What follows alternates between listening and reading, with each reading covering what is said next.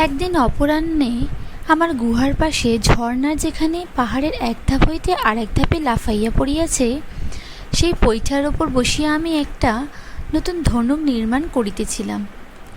2 দিন আগে একটা হরিণ মারিয়াছিলাম, তাহারই অন্ত্রে ধনুকের ছিলা কবির বলিয়া জলে ধুইয়া পরিষ্কার করিয়া রাখিয়াছিলাম। পাহাড়ে এক প্রকার মোটা বেদ জন্মায়, তাহাতে খুব ভালো ধনুক হয়। সেই বেদ একটা ভাঙিয়া আনিয়া শুকাইয়া রাখিয়াছিলাম। উপস্থিত আমার বর্ষার ধারালো পাথরের ফলা দিয়া তাহারই 2 দিকে গুণ লাগাইবার খাঁজ কাটিতেছিলাম। অস্তমান সূর্যের আলো আমার ঝর্ণার জলে রক্ত মাখাইয়া দিয়াছিল। নিচে হ্রদের জলে পাখিগুলি ডাকাডাকি করিতেছিল।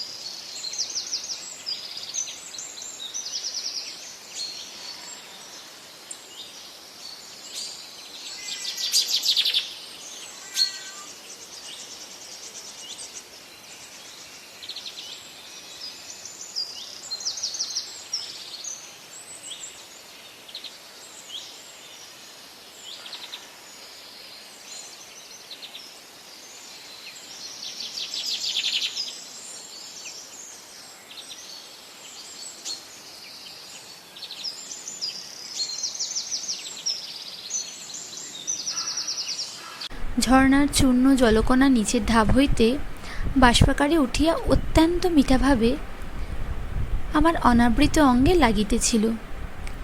মুখ নত করিয়া আমি আপন মনে ধনুককে গুণ সংযোগে নিযুক্ত ছিলাম।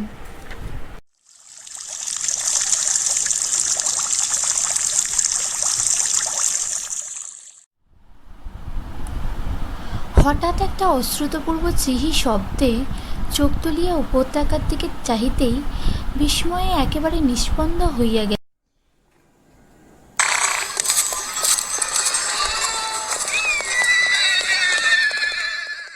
এ কি দেখিলাম, পাহাড় দেবতার মুখবিবর হইতে পিপীলিকা শ্রেণীর মতো একজাতীয় অদ্ভুত মানুষ ও ততোধিক অদ্ভুত জন্তু বাহির হইতেছে।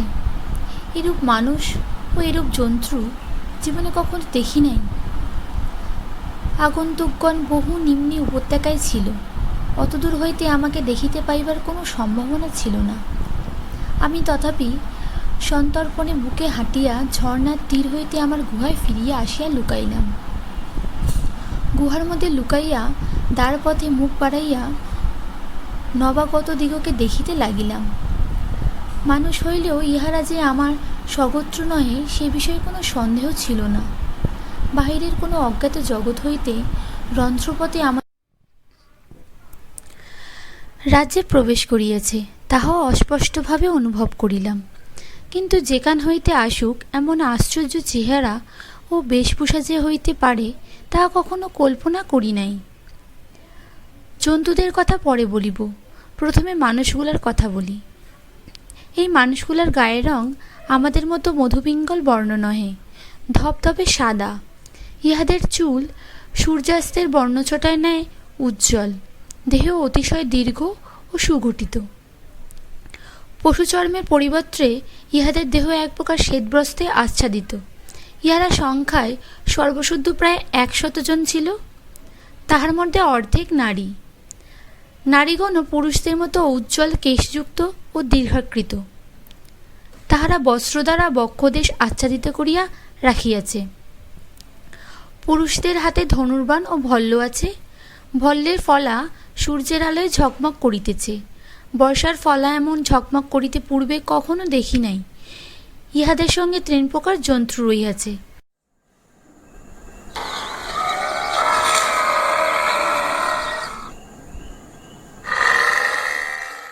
প্রথমত এক প্রকার বিশাল অথচ শীর্ণকায় জন্তু, তাহাদের পিঙ্গলবর্ণ দেহ আশ্চর্যভাবে ঢেউ খেলানো। দেহের সন্ধিগুলো যেন অত্যন্ত অযত্ন সহকারে সংযুক্ত হইয়াছে। মুখ কদাকার, পিঠের ওপর প্রকাণ্ড কুঁজ। ইহাদের পৃষ্ঠে নানা প্রকার দ্রব্য চাপানোর হইয়াছে। উদ্গীব্রভাবে গলা বাড়াইয়া ইহারা মন্ত্রগতিতে চলিয়াছে। দ্বিতীয় জাতীয় জন্তু ইহাদের অপেক্ষা অনেক ছোট। তাহাদের দেহ রোমশ ও রক্তবর্ণ, আঁটসাঁট মজবুত গঠন।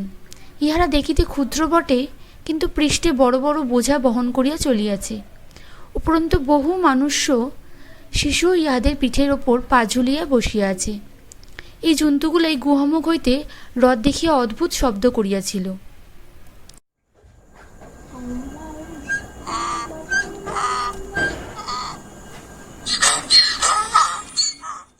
তৃতীয় শ্রেণীর জন্তু সর্বাপেক্ষা ক্ষুদ্র, দেখিতে কতকটা পাহাড়ি ছাগলের মতো, কিন্তু ইহাদের দেহ ঘন রোমে আবৃত।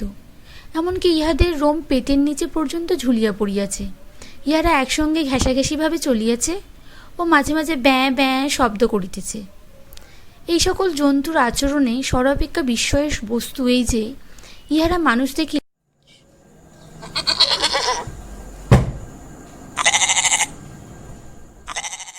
তিলমাত্র ভয় পাইতেছে না, বরং মানুষের সঙ্গে পরম ঘনিষ্ঠভাবে মিশিয়া চলিয়াছে।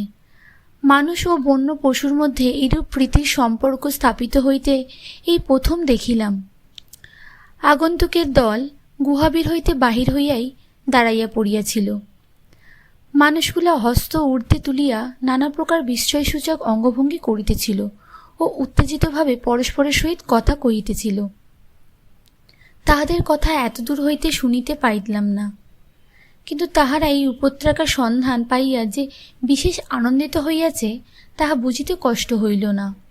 তাহাদের মধ্যে একজন হ্রদের দিকে অঙ্গুলি নির্দেশ করিয়া তারস্বরে একটা শব্দ বারংবার উচ্চারণ করিতেছিল। শুধু তাহাই ক্ষীণভাবে কানে আসিল, বিহি বিহি। বোধ হইল যেন হ্রদের ধারে লম্বা ঘাসগুলি দেখিয়া ওই কথাটা বলিতেছে। ইহারা স্ত্রী পুরুষ একত্র হইয়া কিছুক্ষণ কি জল্পনা করিল, তারপর সদল বলে আমার ঝর্ণার মোহনার দিকে অগ্রসর হইতে লাগিল। বুঝিলাম তাহারা এই স্থানেই ডেরা ডান্ডা গড়িবে বলিয়া মনস্থ করিয়াছে। ক্রমে সন্ধ্যা হইয়া আসিতেছিল। দিবাশেষে নির্বাপৃত প্রায় আলোকে ইহারা ঠিক আমার গুহার নিম্নে ঝর্ণার জল যেখানে পাহাড় হইতে নামিয়া স্বচ্ছ অগভীর স্রোতে উপত্যকার ওপর দিয়া বহিয়া গিয়া হ্রদের জলে মিশিয়াছে, সেই স্থানে আসিয়া পশুগুলির পৃষ্ঠ হইতে ভার নামাইল। ভারমুক্ত পশুগুলি ঝর্ণার প্রবাহের পাশে কাতার দিয়া দাঁড়াইয়া তৃষ্ণার্তভাবে জলপান করিতে লাগিল।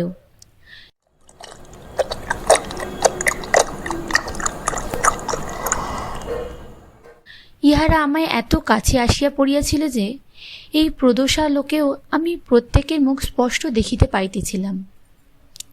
আমার গুহা হইতে লোস্ট্র নিক্ষেপ করিলে বোধ করি তাহার মাথায় ফেলিতে পারিতাম। তাহাদের কথাবার্তাও স্পষ্ট শুনিতে পাইতেছিলাম, কিন্তু একবর্ণ বোধগম্য হইতেছিল না। রাত্রি হইল, তখন ইহারা এক আশ্চর্য ব্যাপার করিল। একখণ্ড পাথরের সহিত আর একখণ্ড অজ্ঞাত পদার্থ ঠোকাঠুকি করিয়া স্তূপীকৃত শুষ্ক কাষ্ঠে অগ্নি সংযোগ করিল।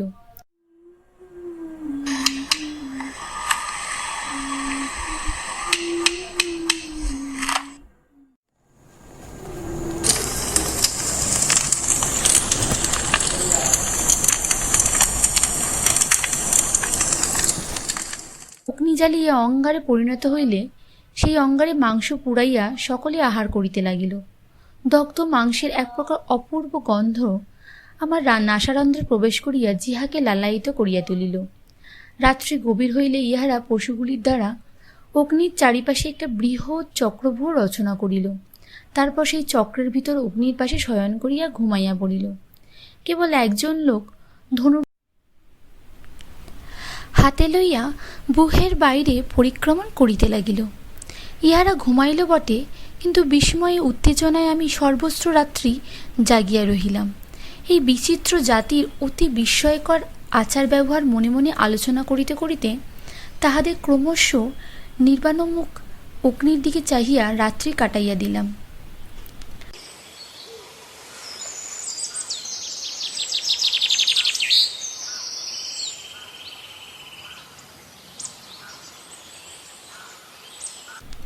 প্রাতঃকালে উঠিয়াই আগন্তুকরা কাজে লাগিয়া গেল।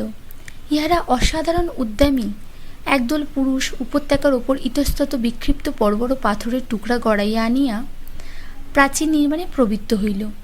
আর একদল ধনুর্বাণ হস্তে শিকারের অন্বেষণে পাহাড়ে উঠিয়া গেল। অবশিষ্ট অল্পবয়স্ক বালক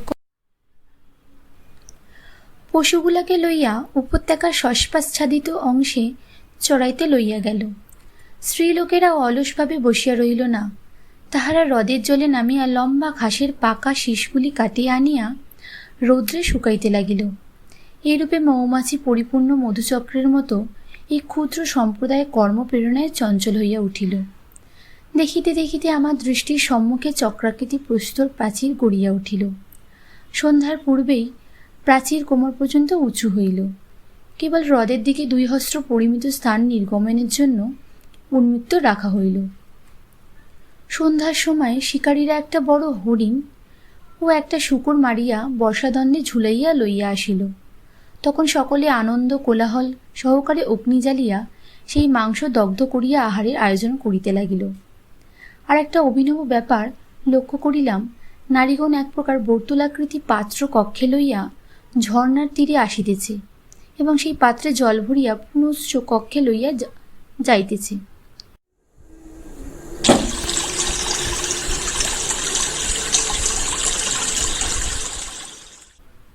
ইহারা কেউই ঝর্ণার মুখ ডুবাইয়া কিংবা অঞ্জলি করিয়া জলপান করে না। প্রয়োজন হইলে সেই পাত্র হইতে জল ঢালিয়া তৃষ্ণা নিবারণ করিতেছে। আর একটা রাত্রি কাটিয়া গেল। নবাগতগণ উপনিবেশ স্থাপন করিয়া বাস করিতে লাগিল। ভাব দেখিয়া বোধ করি এই উপত্যকাটি তাহাদের বড়ই পছন্দ হইয়াছে। সুতরাং এই স্থান ত্যাগ করিয়া যাইবার আশু অভিপ্রায় তাদের নাহি। আর একটা মনুষ্য জাতি যে সন্নিকটেই বাস করিতেছে তাহা তাহারা জানিতে পারে নাই, এবং সেই জাতির এক পলাতক যুবা যে অলক্ষ্যে থাকিয়া অহরহ তাহাদের গতিবিধি পর্যবেক্ষণ করিতেছে, তাহা সন্দেহ করিবারও কোনো উপলক্ষ হয় নাই। দিনের বেলা আলো থাকিতে আমি কদাচ গুহা হইতে বাহির হইতাম না। এইরূপে আরও 2-3 কাটিয়া গেল। বরাহ দন্তের মতো আঁকাবাঁকা চাঁদ আবার পশ্চিম আকাশে দেখা দিল। ইহাদের মধ্যে যে সব রমণী ছিল, তাহারা সকলেই সমার্থা, বৃদ্ধা বা অকমান্য কেউ ছিল না।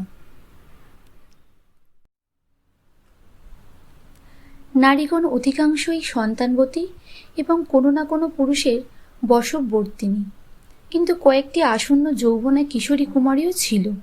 ইহাদের ভিতর হইতে একটি কিশোরী প্রথম হইতেই আমার দৃষ্টি আকর্ষণ করিয়াছিল। এই কিশোরীর নাম আমি জানিতে পারিয়াছিলাম, রুমা। রুমা বলিয়া ডাকিলেই সে সাড়া দিত। রুমার রূপ কেমন ছিল তাহা আমি বলিতে পারিব না। যে চোখে দেখিলে নিরপেক্ষ রূপবিচার সম্ভব হয়, আমি তাহাকে সে চোখে দেখি নাই। আমি তাহাকে দেখিয়েছিলাম যৌবনের চক্ষু দিয়া, লোভের চক্ষু দিয়া। আমার কাছে সে ছিল আকাশের ওই আভুগ্ন চন্দ্রকলাটির মতো সুন্দর। তীরটি তাহার পায়ের নখের কাছে লাগিত না। এই রূপা চরিত্র অন্যান্য বালিকা হইতে কিছু স্বতন্ত্র ছিল। কৈশোরের গণ্ডি অতিক্রম করিয়া সে প্রায় যৌবনের প্রান্তে পদার্পণ করিয়াছিল, তাই তাহার চরিত্রে উভয় অবস্থার বিচিত্র সম্মিলন হইয়াছিল। সে অন্যান্য নারীদের সঙ্গে যথারীতি কাজ করিত বটে, কিন্তু একটু ফাঁক পাইলেই লুকাইয়া খেলা করিয়া লইত। তাহার সঙ্গিনী বা সখী কেহ ছিল না। সে একাকী খেলা করিতে ভালোবাসিত। কখনো হ্রদের জলে ঝাঁপাইয়া পড়িয়া সাঁতার কাটিত।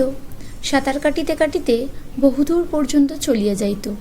তাহাকে আসিতে দেখিয়া জলে ভাসমান পাখিগুলি উড়িয়া আর এক স্থানে গিয়া বসিত। সে জলে ডুব দিয়া একেবারে তাহারের মধ্যে গিয়া মাথা তুলিত। তখন পাখিরা ভয়সূচক শব্দ করিয়া ছত্রভঙ্গ হইয়া যাইত।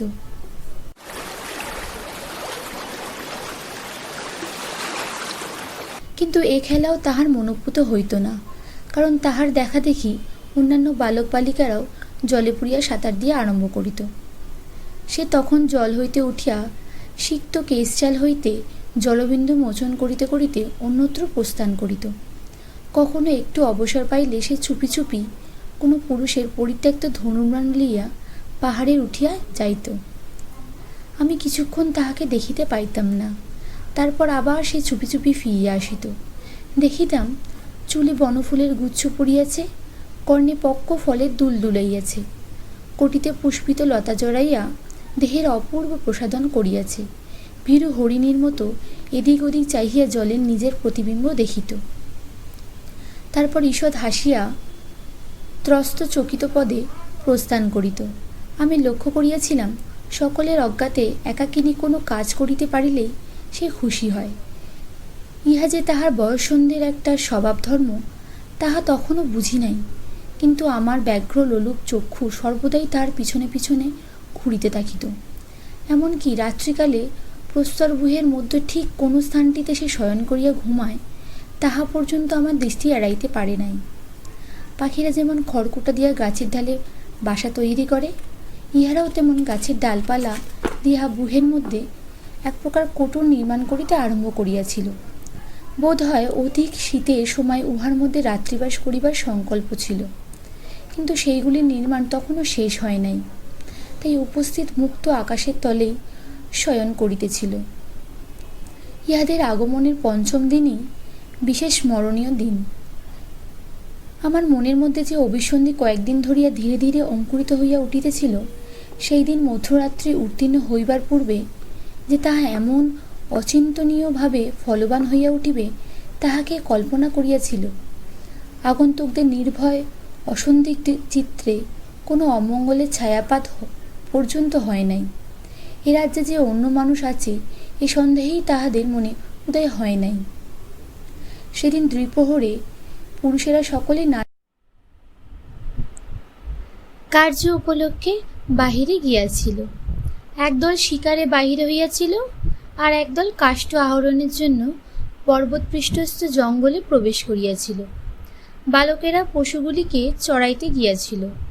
নারীগণ শিশুকোলে লইয়া অর্ধনির্মিত দারু কোটরের ছায়ায় বিশ্রাম করিতেছিল। হ্রদের জলে সূর্যকিরণ পড়িয়া চতুর্দিকে প্রতিফলিত হইতেছিল ও জল হইতে এক প্রকার সূক্ষ্ম বাষ্প উদ্ভূত হইতেছিল। আমি অভ্যাসমতো গৃহমুখে শয়নে হইয়া ভাবিতেছিলাম, রুমাকে যদি হাতের কাছে পাই তাহা হইলে চুরি করি। রাত্রিতে যে সময় উহারা ঘুমায় সে সময় যদি চুরি করিয়া আনিতে পারিতাম তাহা হইলে ভালো হইত। কিন্তু একটা লোক সমস্ত রাত্রি জাগিয়া পাহারা দেয়, তাহার ওপর আবার আগুন জ্বলে। লোকটাকে তীর মারিয়া নিঃশব্দে মারিয়া ফেলিতে পারি, কেহ জানিবে না, কিন্তু আগুনের আলোয় চুরি করিতে গেলে ধরা পড়িয়া যাইব। তার চেয়ে রুমাকে কোনো সময় যদি একলা পাই, সন্ধ্যার সময় নির্জনে যদি আমার গুহার কাছে আসিয়া পড়ে, তবে তাহাকে হরণ করিয়া লইয়া পলায়ন করি। এ গুহা ছাড়িয়া তাহাকে লইয়া এমন স্থানে গিয়া লুকাইয়া থাকি যে তাহার জাতিগোষ্ঠীর কেহ আমাদের খুঁজিয়া পাইবে না। সূর্যতাপে গুহার বায়ু উত্তপ্ত হইয়াছিল। আমি তৃষ্ণাবোধ করিতে লাগিলাম। পাশেই নির্ঝরিণী গুহা হইতে বাহির হইয়া 2 পদ অগ্রসর হইলেই শীতল জল পাওয়া যায়, কিন্তু গুহার বাহিরে যাইলে পাছে নিম্নস্থ কারো দৃষ্টিপথে পড়িয়া যাই, এই ভয় ইতস্তত করিতে লাগিলাম।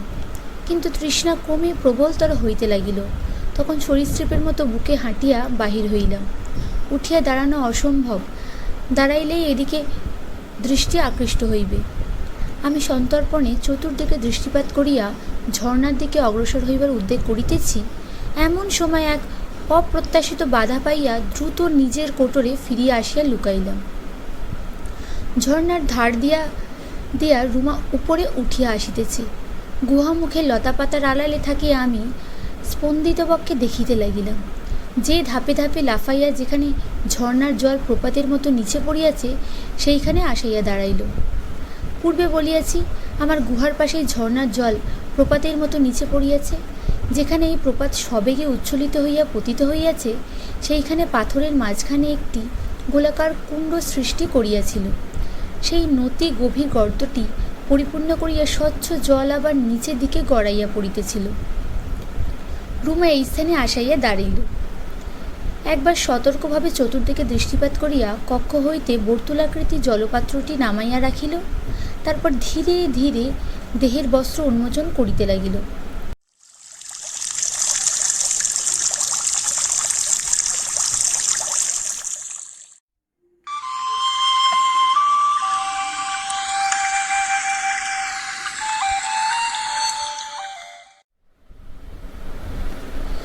অসন্দিগ্ধ চিত্তা হরণীর পানে অদূরবর্তী চিতাভাগ যেই রূপে লোলুপ ক্ষুধিতভাবে চাহিয়া থাকে, আমিও সেইভাবে তাহাকে দেখিতে লাগিলাম। মধ্যাহ্নে দীপ্ত সূর্যকিরণের তাহা শুভ্র যৌবনকটি দেহ হইতে যেন লাবণ্যের ছটা বিকীর্ণ হইতেছিল। বস্ত্র খুলিয়া ফেলিয়া সে অলসভাবে 2 বাহু তুলিয়া তাহা সোমলতার মতো উজ্জ্বল কেশজাল জড়াইতে লাগিল। তারপর শুকর দন্তের মতো বাঁকা তীক্ষ্ণাগ্র একটা ঝকঝকে অস্ত্র পরিত্যক্ত বস্ত্রের ভিতর হইতে তুলিয়া লইয়া চুলের মধ্যে গুজিয়া দিল। এইরূপে কুণ্ডলিত কুন্তল ভার সংবরণ করিয়া রুমা শিলাপট্টের ওপর হইতে ঝুঁকিয়া বোধ করি জলে নিজের প্রতিবিম্ব দেখিবার চেষ্টা করিল। তারপর হর্ষসূচক একটি শব্দ করিয়া জলের মধ্যে লাফাইয়া পড়িল। দুর্নিবার কৌতূহল ও লোভের বশবর্তী হইয়া আমি নিজের অজ্ঞাতসারে গুহা হইতে বাহির হইয়া আসিলাম। ইহারা যেদিন প্রথম আসে সেদিন আমি যে শিলাপৈঠার ওপর বসিয়া ধনুকে গুণ সংযোগ করিতেছিলাম, গিরগিটির মতো গুড়ি মরিয়া সেই পৈঠার ওপর উপস্থিত হইলাম। ইহা 10 হাত নিচেই জলের কুণ্ড। গলা বাড়াইয়া দেখিলাম রুমা আবাক্ষ জলে ডুবাইয়া বসিয়া আছে এবং নিজের ভাষায় গুনগুন করিয়া গান করিতেছে। স্বচ্ছ নির্মল জলের ভিতর হইতে তাহার দেহখানি পরিষ্কার দেখা যাইতেছে।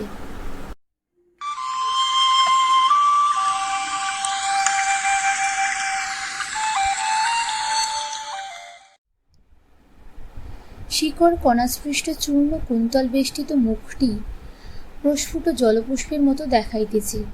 নির্নিমেষ নয়নে এই নির্ভীত স্নানরতার পানে কতক্ষণ চাহিয়া রহিলাম, বলিতে পারি না।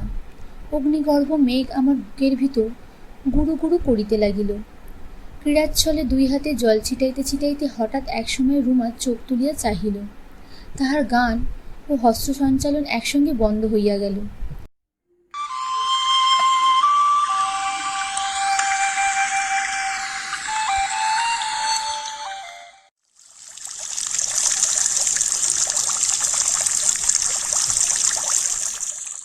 আমার বুভুক্ষু জীবন চক্ষুর সহিত তাহার বিস্ফারিত ভৃত চক্ষু কিছুক্ষণ আবদ্ধ হইয়া রহিল। তারপর অস্ফুট চিৎকার করিয়া সে জল হইতে উঠিয়া পালাইবার চেষ্টা করিল। এই সুযোগ আমি আর দ্বিধা না করিয়া উপর হইতে জলে লাফাইয়া পড়িলাম। রুমা তখনও জল হইতে উঠিতে পারে নাই। জলকন্যার মতো তাহার সিক্ত শীতল দেহ আমি দুই হাতে জড়াইয়া ধরিলাম, কিন্তু সিক্ত পিচ্ছিলতার জন্যই তাহাকে রাখিতে পারিলাম না। সে তাহার দেহটিকে সংসর্পিত বিভঙ্গিত করিয়া আমার হাত ছাড়াইয়া লইল। তারপর বিদ্যুৎ থেকে তীরে উঠিয়া এক হস্তে ভূপতিত বস্ত্র তুলিয়া লইয়া পশ্চাৎ দিকে একটা ভয়চকিত দৃষ্টি হানিয়া নিমেষ মধ্যে অন্তর্হিত হইয়া গেল। ব্যর্থ মনোরথে নিজের গুহায় ফিরিয়া আসিয়া দেখিলাম নিম্নে ভীষণ গোলযোগ বাঁধিয়া গিয়াছে। অসংবৃত বস্ত্রা রুমার নারীগণের মধ্যে দাঁড়াইয়া উত্তেজিতভাবে কথা কইতেছে এবং অঙ্গুলির নির্দেশ করিয়া উপর দিকে দেখাইতেছে। নারীগণ সমস্তরে কলরব করিতেছে। ইতিমধ্যে একদল পুরুষ ফিরিয়া আসিল।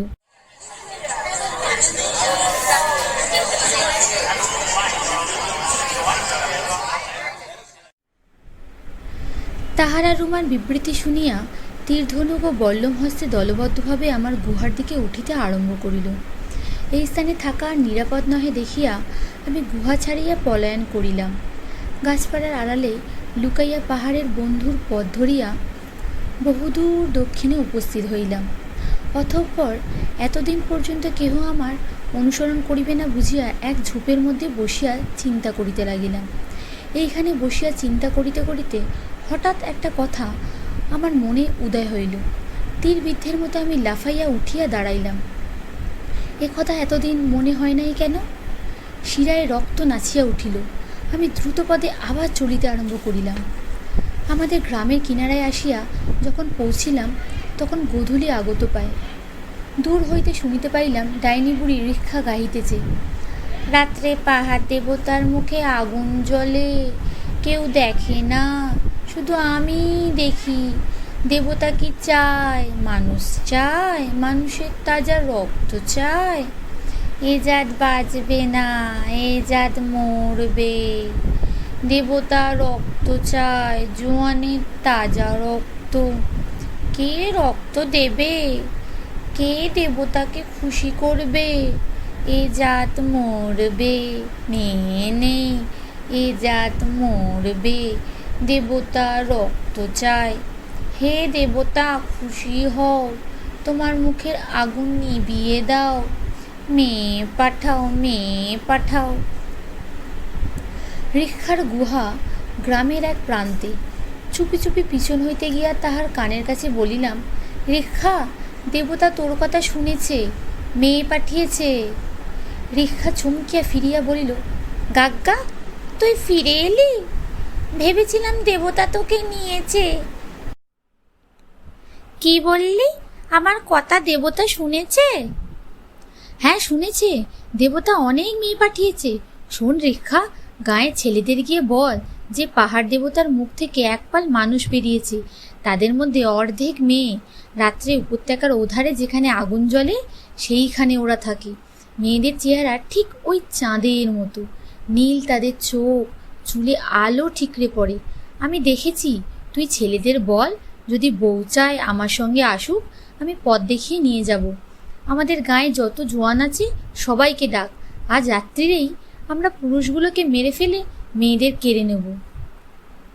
আকাশে খণ্ডচন্দ্র তখন অস্ত্র গিয়াছে। আমরা প্রায় 200 জোয়ান অন্ধকারে গা ঢাকিয়া নিঃশব্দে আগন্তুকদের গৃহপ্রাচীরের নিকটে উপস্থিত হইলাম। প্রাচীরের মধ্যে সকলে সুপ্ত, কোথাও শব্দ নাই। ধুনির আগুন জ্বালিয়া সূক্ষ্ম ভস্ম আবরণে ঢাকা পড়িয়াছে।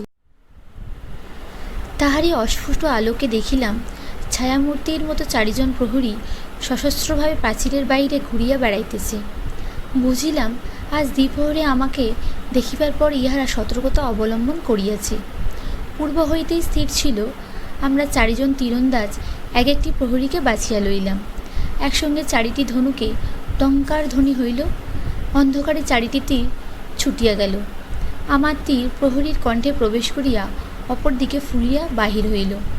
নিঃশব্দে প্রহরী ভূপিত হইল। তারপর বিকট কোলাহল করিয়া সকলে প্রাচীর আক্রমণ করিল। নৈশ নিস্তব্ধতা সহসা শতধা ভিন্ন হইয়া গেল। আমি জানিতাম গুহের কোনো দিকে রুমা শয়ন করে। আমি সেই দিকে গিয়া প্রাচীর উল্লঙ্ঘন করিয়া দেখিলাম ভিতরে সকলে জাগিয়া উঠিয়াছে। পুরুষগণ অস্ত্র লইয়া গুহর প্রাচীরের দিকে ছুটিতেছে। একজন পুরুষ দীর্ঘ বল্লম আঘাতে অগ্নির ভস্মাচ্ছাদন দূর করিয়া দিল। অমনি লেলিহান আরক্ত ছটায় দিক উদ্ভাসিত হইয়া উঠিল। প্রাচীর উল্লঙ্ঘন করিবার পর রুমাকে যখন দেখিতে পাইলাম, তখনও সে সদ্র নিদ্রা হইতে উঠিয়া হতবুদ্ধির মতো ইতস্তত দৃষ্টিপাত করিতেছে। তাহার চারিপাশে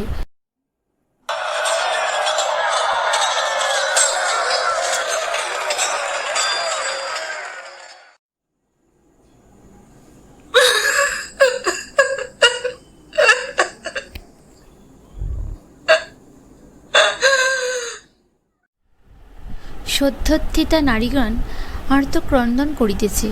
আমি লাফাইয়া গিয়া রুমার উপর পড়িলাম। তাহাকে 2 হাতে তুলিয়া লইয়া কোনো দিকে ভ্রুক্ষেপ না করিয়া দৌড়তে আরম্ভ করিলাম। কয়েক পথ যাইতে না যাইতে দেখিলাম একজন পুরুষ শানিত দীর্ঘ অস্ত্র উত্তোলিত করিয়া আমার দিকে ছুটিয়া আসিতেছে। রুমাকে মাটিতে ফেলিয়া দিয়া আমি ক্ষিপ্ত হস্তে মাটি হইতে 1 খণ্ড পাথর তুলিয়া লইয়া তাহাকে ছুঁড়িয়া মারিলাম। মস্তকে আঘাত লাগিয়া সে মৃতবৎ পড়িয়া গেল।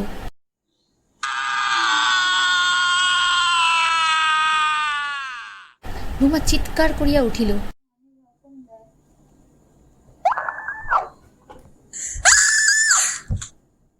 আমি আবার তাহাকে কাঁধে ফেলিয়া ছুটিলাম। আমাদের দলের অন্য সকলে তখন প্রাচীর ডিঙাইয়া ভিতরে ঢুকিতেছে। গুহের কেন্দ্রস্থলে ভীষণ যুদ্ধ চলিতেছে। 2 পক্ষেরই মানুষ পড়িতেছে, মরিতেছে। কেহ আঘাত হইয়া বিকট কাতরোক্তি করিতেছে। আমি দ্বারের নিকট উপস্থিত হইয়া দেখিলাম সেখানে জীবিত কেহ নাই। কয়েকটি রক্তাক্ত মৃতদেহ পড়িয়া আছে।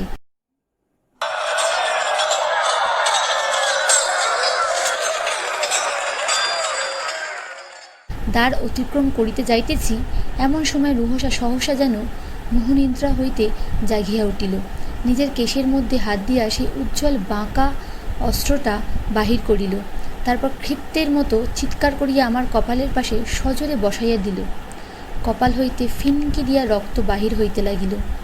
আমি আবার তাহাকে মাটিতে ফেলিয়া দিলাম।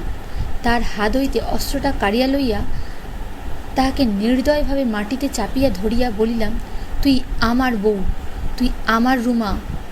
এই রক্ত দিয়ে আমি তোকে আমার করে নিলাম বলিয়া আমার ললাশ্রুত রক্ত হাতে করিয়া তাহার কপালে চুলে মাখাইয়া দিলাম। ওদিকে তখন যুদ্ধ শেষ হইয়া গিয়াছে। বিপক্ষ দলের একটিও পুরুষ জীবিত নাই। আমাদের দলের যাহারা বাঁচিয়া আছে তাহারা রক্তলিপ্ত দেহে উন্মত্ত গর্জন করিয়া নারীদের অভিমুখে ছুটিয়াছে। বন্ধুরা, আজকে আমার রুমা হরণ গল্পের 2য় পর্ব এখানেই শেষ হলো। গল্পটি কেমন লাগলো আপনাদের অবশ্যই কমেন্টে জানাবেন। আর আমার গল্প আপনাদের ভালো লাগলে অতি অবশ্যই আমার চ্যানেলটিকে সাবস্ক্রাইব করবেন। আমার এইটুকু বিনীত নিবেদন। আজকের মতো চলি। নমস্কার।